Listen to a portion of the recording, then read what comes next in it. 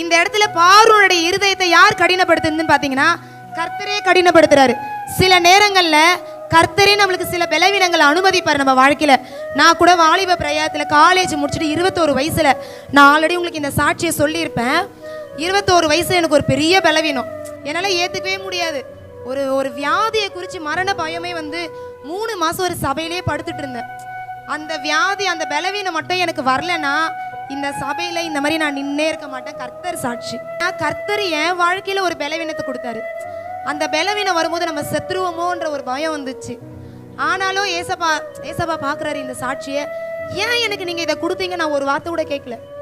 சின்ன வயசுலேருந்து நான் என்னெல்லாம் தப்பு செஞ்சனோ எல்லாத்தையும் கர்த்தர்கிட்ட நான் அறிக்கையிட்டு மன்னிப்பு கேட்டுட்டே இருந்தேன் 3 மாதம்.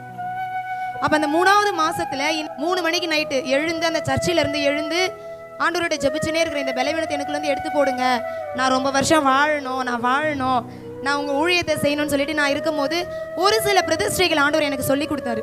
அந்த காரியத்தில் ஏசப்பாக்காக நான் ஒப்பு கொடுத்துட்டேன். இதெல்லாம் நான் இனிமேல் செய்ய மாட்டேன், உங்களுக்காக நான் இதெல்லாம் செய்கிறேன்னு சொல்லிட்டு நான் அன்னைக்கு தீர்மானிச்சதுனால தான் இன்னைக்கு ஏசப்பா எனக்கு ஒரு ஊழியக்காரை வந்து கணவனாக கொடுத்துருக்கிறாரு. இன்னைக்கு இந்த சபையில் கர்த்தர் என்னை வந்து ஒரு ஊழியம் செய்ய வச்சிருக்கிறாரு. ஆமேன், ஹல்லேலூயா. என் வாழ்க்கையில் அந்த ஒரு பலவீனம் வரலைன்னா இன்னைக்கு நான் இந்த இடத்துல நிற்கலை.